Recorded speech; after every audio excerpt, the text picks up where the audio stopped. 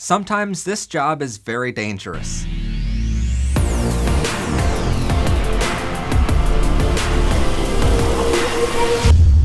Welcome everyone to Powered by Rainbows. I'm of course your host, Professor Pride, and on today's show, we're finally able to talk about some of the most dangerous times behind the scenes. Everything you're about to hear is all too real for my team and I, but we felt it was an important conversation to have, because sometimes even we forget that our world isn't changing near fast enough. As we go through these stories, please be advised that these comments and situations are not for the faint of heart. These are chilling but real stories we've faced of transphobia and homophobia. So if you're not able to hear them, we understand. But if you choose to stay, we would like to turn these situations into a conversation of positivity. Over the years, we've gotten tens of thousands of comments just like this one, thanking our show for the work we do. A few years ago, I started this TV show to help just one kid out there come out of the closet a little easier. Now in season 4, I can happily say we've helped millions of people around the world and changed how some people view the LGBTQ forever. And just last June, we started hearing comments of how our show helped save people's lives when they were suicidal. Sometimes on a live stream, you've seen me break down with many happy tears after hearing one of those comments. But until now, I've only ever told you part of the reason why. Sure, I'm thrilled that I get to help people. We currently don't have the funding to pay our writers, but I constantly hear from others how our team members brag about getting to work here because of the work we're doing to better the world. But behind those curtains, it isn't always sunshine and rainbows, as you might expect. Sure, we get the occasional homophobe or transphobic commenter whom we easily ban from commenting ever again on our platforms, but sometimes it gets way more terrifying. Sometimes to the extent of having 24/7 surveillance from the FBI because of it. The first real scary moment happened in October of 2019. One of our videos just went out talking about transgender issues, and a channel we never heard of before commented to add to the conversation we started. And in the subsequent comment, our viewers started to talk about how 20 transgender women were killed in that year so far, and they hoped we would discuss the issue further in future episodes. At the time, we only had around 100 subscribers, and we were still 6 months away from having 500, so our channel was as small as they come. Yet in the following reply, we saw someone comment telling us how they thought 20 trans women being murdered was a good thing, and that it should be 20,000. Luckily, we caught that user, banned them from the channel, and reported them within 10 minutes. But a few days later, things got way more frightening. Another user found our channel and chose to comment on an upcoming live stream, which was still a few days away from starting. They told us that for our final live stream, that I should eat a bullet, which is a universal way of saying that I should kill myself. Luckily, again, we caught the comment in a few moments and banned them from commenting ever again. But we also chose to look up their channel to see if any other threats were present. As it turns out, this person quite literally had a video on their YouTube channel called How to Make a Pipe Bomb. And after we reported it to the authorities, we found out that it was literally a tutorial showing you how to make one. And for some reason, a reason YouTube still has not explained to us, YouTube's algorithm left it on their website until we found it and reported it. A few months later, in April of 2020, we finally hit 500 subscribers, which was a great milestone for us, and we were thrilled. In June, YouTube decided to sponsor our channel, and we hit 1,000 on June 1st, 5,000 by June 7th, and 10,000 by the end of June. Our show was now growing exponentially. And behind the scenes, we had the time of our lives, helping so many people around the world. It was a crazy busy time trying to publish 3 episodes a week, but very rewarding, seeing so many new students learn so much from our platform. In the public eye, we were covering 3 or more LGBTQ topics every week on the show. One of them in June just happened to be a story about Dr. Rachel Levine. Now, if you're not aware of our reporting on her, she was the former Secretary of Health in the state of Pennsylvania, where this show is broadcasted from. She's an incredible person and highly credited doctor, with multiple degrees from both Harvard and Tulane, two of the most respected universities in the world. That's the main reason why when Governor Tom Wolf nominated her to be the head of Department of Health in our state, the Pennsylvania House of Representatives and Senate both confirmed her unanimously, which is simply unheard of. Republicans and Democrats from across the state all agreed this woman should be the head of Department of Health unanimously. But as you might have seen in our reporting on Dr. Rachel Levine back in June of 2020, she also just happens to be a transgender woman. And your ears aren't deceiving you here. She is a transgender woman, and the legislators on both sides of the aisle all voted unanimously to appoint her as the head doctor in the Department of Health. It's truly a story for the record books, and out of some utopia our community thought was still generations away. But this also means she was leading our Department of Health throughout the 2020 pandemic for the novel coronavirus, and she did an incredible job at it. In fact, she did so well that she's now been appointed by President Joe Biden as the United States Assistant Secretary of Health, a well-deserved promotion to say the least. But back in the early months of 2020, we started reporting on the media coverage surrounding Dr. Rachel Levine. Other groups I work for, such as the Pennsylvania Equality Project, started calling people out in the comments anytime they started calling Rachel by her dead name, or anytime people started using transphobic slurs against her. More importantly, the PA Equality Project, powered by Rainbows, and other groups alike, started reporting on other media outlets. In early 2020, a radio station from Pittsburgh, PA, started calling her by her dead name and started using transphobic slurs in their reporting on Dr. Rachel Levine. So groups like ours would call them out, publicly calling on them to apologize and do better. And every time, the media outlet saw the immense backlash they received and complied, promising to do better in the future. But in July of 2020, we reported on another media outlet doing this same thing and dead-naming Dr. Rachel Levine by her name assigned at birth. This is highly offensive to transgender people, and any respected media outlet would never do this.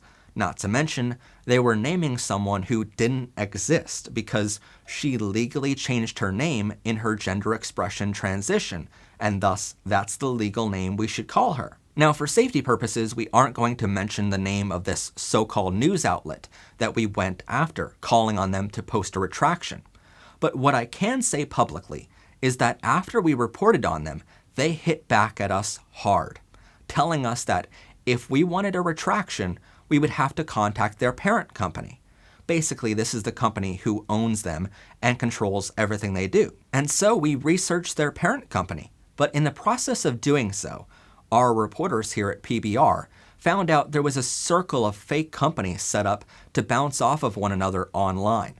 As it turns out, the company we originally were reporting on, and let's call them company number 1, they were owned by company number 2. 2 was owned by 3, 3 was owned by 4, 4 was owned by 5, 5 was owned by 6, and 6 was owned by company number 1.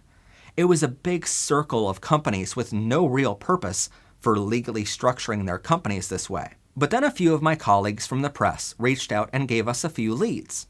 And as professional reporters, we're highly trained on how exactly to dig deeper into a story. We eventually found out all of those 6 companies were owned by one man, who the police suspect had multiple personalities disorder. In fact, a few of our colleagues were even tricked by him to write stories on his fake media companies.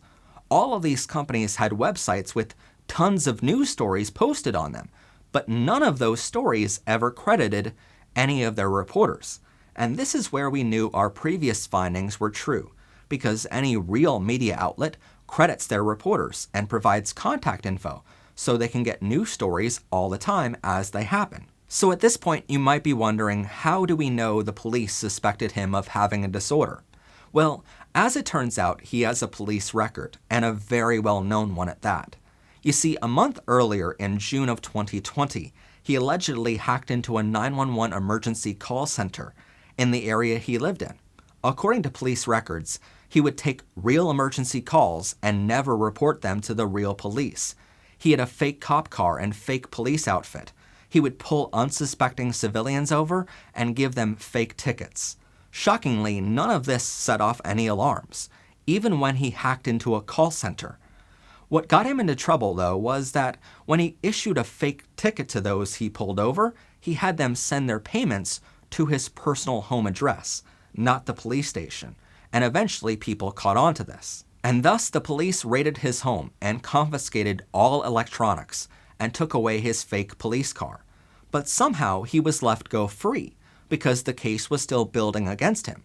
So a month later, when we reported on him dead-naming Dr. Rachel Levine, no matter which parent company we emailed asking for a retraction, we were only ever talking to one man, him. But apparently when the other groups and ours sent tens of thousands of people his way to tell him how he should apologize to Dr. Rachel Levine, he didn't appreciate that very much. So as a result, he chose to hack into my office here at PBR and our broadcaster. The only thing he stole was our home address, which he then posted on his public page with an intent for his audience to come and harm my team. By this point, we had around 24 reporters working on this story, and with our digging, we found out a majority of his audience was neo-Nazi, gun-heavy enthusiasts who were blatantly homophobic and transphobic. Sadly, one of our reporters found out what kind of audience this man had a little too late, and had we known that prior to our first article on him, we probably would have never reported on him. But everything we said about him was 100% true, so we were well within our legal rights to report on it. But he chose to hack into someone else's server, which is a federal crime here in the United States, and posting someone's personal address online without their consent or knowledge with an intent to harm them is a state crime called doxing. After he posted this, it only took a few moments for us to get our first death threat. This threat came from an account heavily associated with this main person in question because it's one of his well-known aliases or other personalities. This threat told us that they hope our entire building catches on fire with everyone inside. But by this point, we were already on the phone with our lawyers and a private security team, who was dispatched immediately. Within the hour, we filed police report at the local police station and filed a joint report at the police station nearest to where this man lived. Our lawyers and my team were on the phone with the state police within the next hour, and we had local and state patrol cars circling our house for the next week. It wasn't even 2 hours since our address was posted on a neo-Nazi website before we were talking to agents at the Federal Bureau of Investigation, otherwise known as the FBI. You see, our lawyers knew what happened was already a federal hacking crime, and if anyone actually got in their car to come harm us, it would be a federal hate crime due to the nature of our LGBTQ platforms. Needless to say, I was terrified for my family and friends.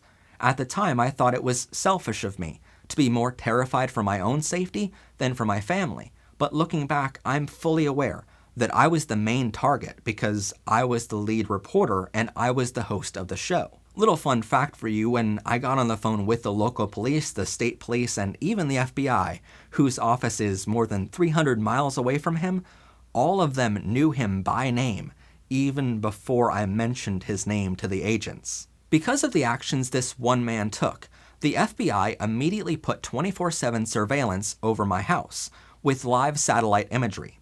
They even called me on one occasion when I was about to head out for work, telling me to stay inside until a suspicious pizza delivery guy drove away. For safety reasons, that surveillance is still ongoing, but at least part of that nightmare is now over, thanks to something completely different. You see, when our lawyers and I contacted the district attorney in our area, calling on him to charge this individual with multiple state and federal crimes, which there was clear evidence of by this point, our district attorney chose to scream at me over the phone on the worst day of my life when I was the victim of multiple crimes. Our DA didn't know what doxing was, and even when we told him the exact penal code, which it's labeled in the state law, he yelled at me that he didn't have time to look it up. So our DA blatantly didn't want to do 10 seconds of work Googling something that could literally save my life. And since this perpetrator lived 4 hours away from me, in our DA's opinion, it was too much work for our police department to go there and arrest him. But as our lawyers have pointed out, our DA could file charges here, and the local police near this other man could arrest him locally there. But our DA chose to not file any charges, even with police reports filed in multiple departments from local, state, to federal. A week later, we were still pleading with Facebook to remove this post with our address, and even provided them with signed copies of the federal, state, and local police reports. But this man kept hounding. He publicly stated on his Facebook page that he was going to SWAT me. If you're not familiar with this term, it's when you make a false report of an emergency to public safety with the intent of getting a SWAT team to respond to a location where no emergency exists. They raid the other person's home and find nothing, but people have been known to die as a result of these fake reports, and that's what this man was publicly threatening on his page, and thus began another phone call with the FBI, who assured us that they were aware of the situation and they would not send any SWAT team to our home address unless it was to arrest someone else for being here to harm us. But finally, in November of 2020, he was arrested, but not for what you think. Since that incident in July of 2020, he was still under federal investigation for hacking into an emergency call center, allegedly using a camera drone to spy on his neighbors, and much more.